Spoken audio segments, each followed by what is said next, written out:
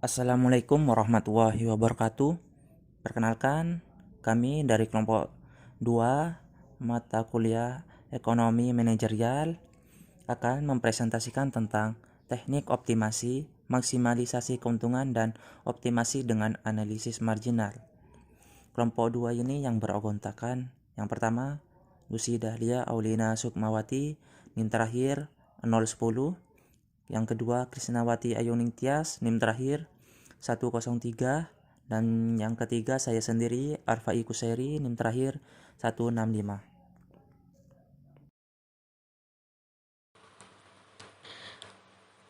Assalamualaikum warahmatullahi wabarakatuh. Saya Krisnawati Ayuning Tias akan menjelaskan tentang teknik optimasi. Optimasi merupakan upaya memberikan pemecahan atau solusi terbaik dari permasalahan yang dihadapi dari berbagai alternatif solusi yang bisa dilakukan. Optimasi sendiri merupakan metode untuk memaksimasi atau meminimasi fungsi tujuan dari sebuah perusahaan. Menurut Anthony, teknik optimasi merupakan suatu cara yang dilakukan untuk memberikan hasil yang terbaik yang diinginkan. Sistem optimasi sendiri umumnya mengacu kepada teknik program matematika yang biasanya membahas atau mengacu kepada jalannya program penelitian atau research programming tentang masalah yang sedang dihadapi.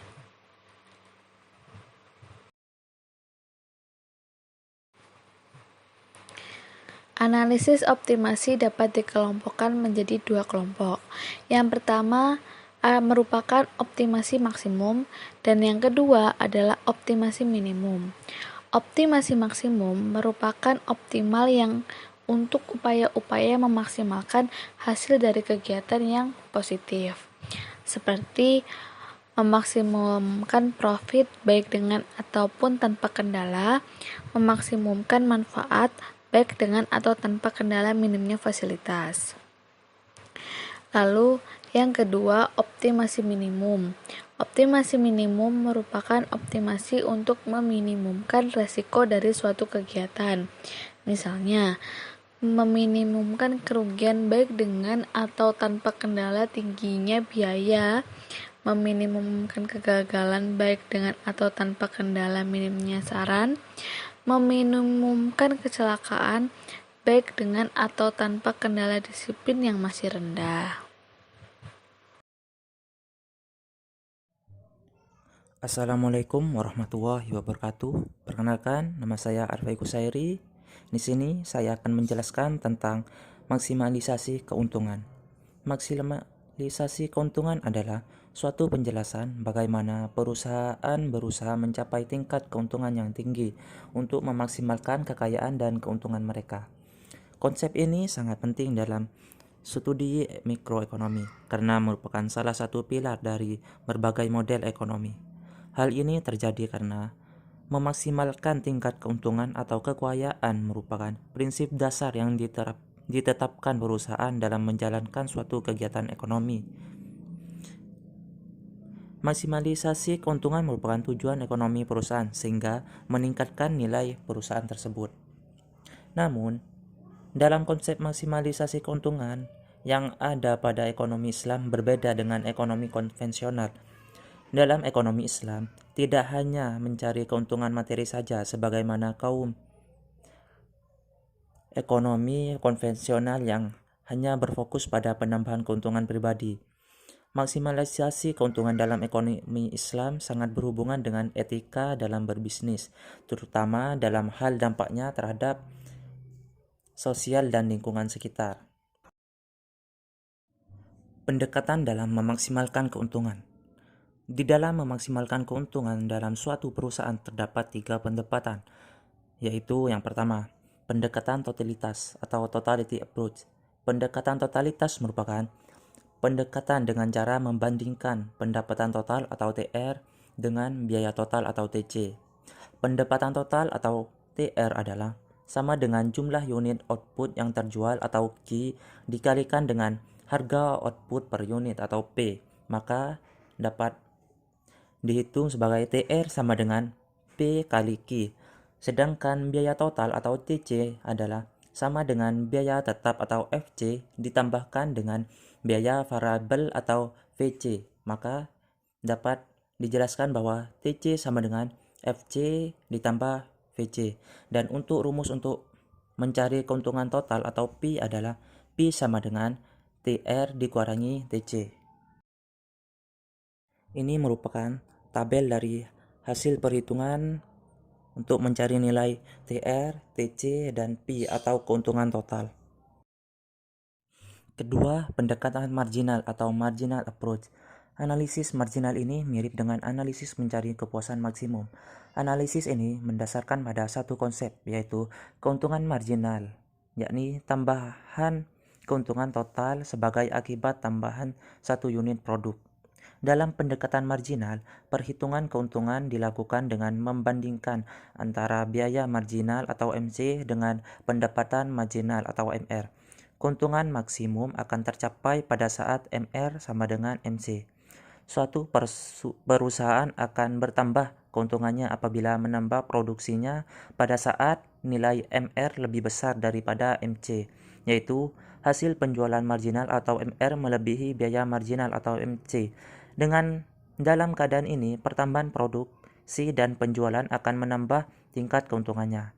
Dalam keadaan sebaliknya, yaitu apabila MR lebih kecil daripada MC, maka mengurangi tingkat produksi dan penjualan akan menambah keuntungan. Maka keuntungan maksimum dicapai dengan keadaan di mana MR sama dengan MC. Yang ketiga, pendekatan rata-rata.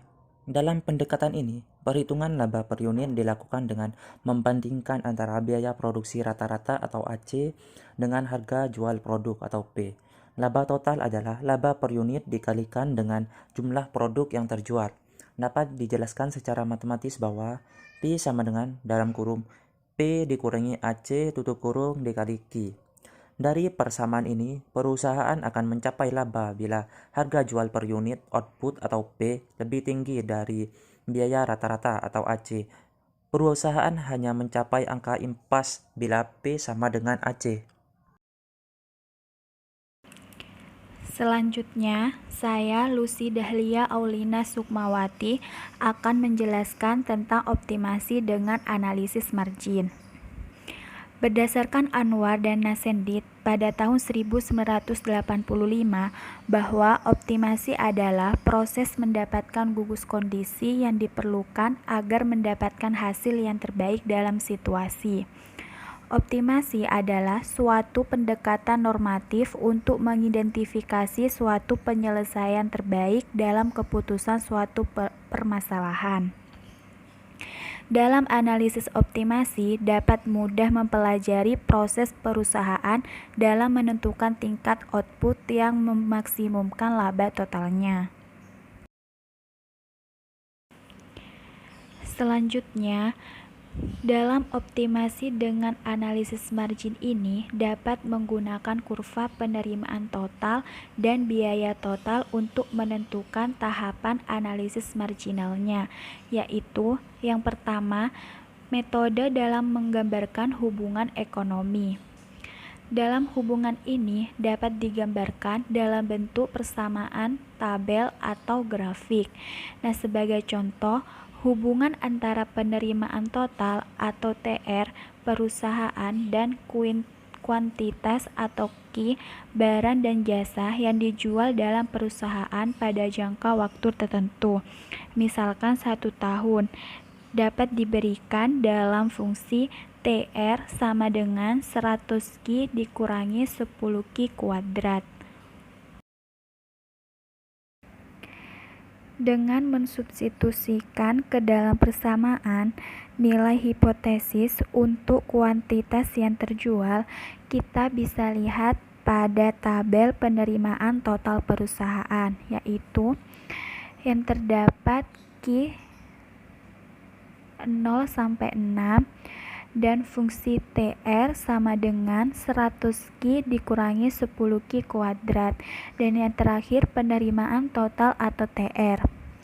Sebagai contoh, Q sama dengan 1 dan fungsi TR 100 dikali 1 dikurangi 10 1 kuadrat dan hasilnya 90 TR. Dan seterusnya sampai Q6. Selanjutnya, kita bisa lihat dalam gambar kurva penerimaan total perusahaan. Di dalam kurva TR naik sampai Q5 dan kemudian turun. Nah, jadi kita lihat bahwa hubungan antara penerimaan total perusahaan dan jumlah penjualannya dapat digambarkan dalam bentuk persamaan grafik atau tabel. Selanjutnya, yang kedua, optimasi dengan analisis marginal. Berdasarkan analisis marginal, perusahaan memaksimumkan keuntungan bila penerimaan marginal sama dengan biaya marginal. Nah, sementara perusahaan memaksimumkan laba yang ditentukan di atas dengan kurva permintaan total. Maka lebih berguna bila untuk hal yang sama dipergunakan analisis marginal. Nah, analisis marginal ini merupakan salah satu konsep ekonomi terpenting pada ekonomi manajerial secara umum dan dalam analisa optimasi khususnya. Nah, bisa dilihat dalam gambar kurva maksimisasi laba sebagai contoh optimasi sebagai berikut. Selanjutnya, di sini terdapat analisis marginalnya yang merupakan perusahaan memaksimumkan keuntungan bila penerimaan marginal sama dengan biaya marginal, yaitu yang pertama, biaya marginal atau MC. Dapat didefinisikan sebelumnya sebagai perubahan biaya total per unit perubahan output dan ditunjukkan pada kemiringan kurva TC. Nah, dalam kemiringan ini bisa dilihat pada gambar di atas, turun pada titik B atau titik belok dan kemudian naik. Jadi, pada kurva MC ini turun sampai ke titik potong B atau pada saat Q2 dan kemudian naik. Yang kedua, penerimaan marginal atau MR.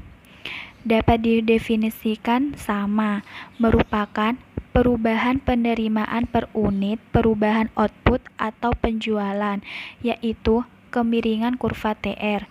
Nah, sebagai contoh, pada titik A, kemiringan kurva TR atau MR itu adalah 80 atau di titik potong H pada kurva MR. Pada titik B, kemiringan kurva TR atau MR sama dengan 60.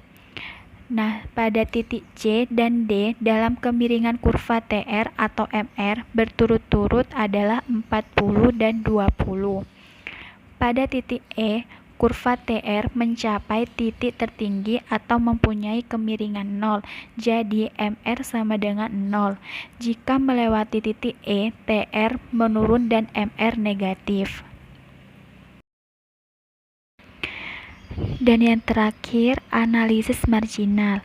Selama manfaat marginal dari suatu aktivitas melebihi biaya marginalnya, maka akan bermanfaat bagi perusahaan untuk meningkat aktivitas atau memperluas output. Nah, di sini ada dua hal yang harus diperhatikan, yaitu yang pertama, bahwa kemiringan kurva TR atau MR sama dengan kemiringan kurva TC atau MC. Dapat dilihat pada titik potong H pada Q sama dengan 1. Nah, apabila TC melebihi TR, maka perusahaan akan mengalami kerugian. Jadi, untuk memaksimumkan keuntungan total perusahaan, maka MR tidak hanya harus sama dengan MC, tetapi kurva MC juga harus memotong kurva MR dari bawah yang terdapat pada gambar di atas dan pada saat Q3. Dan yang kedua, dalam kemiringan fungsi laba total atau keuntungan pada gambar di atas adalah 0. Nah, pada titik potong H adalah kerugian perusahaan, sedangkan titik potong C adalah keuntungan total maksimum. Sekian presentasi dari kelompok kami. Jika ada kesalahan, kami mohon maaf. Terima kasih. Wassalamualaikum warahmatullahi wabarakatuh.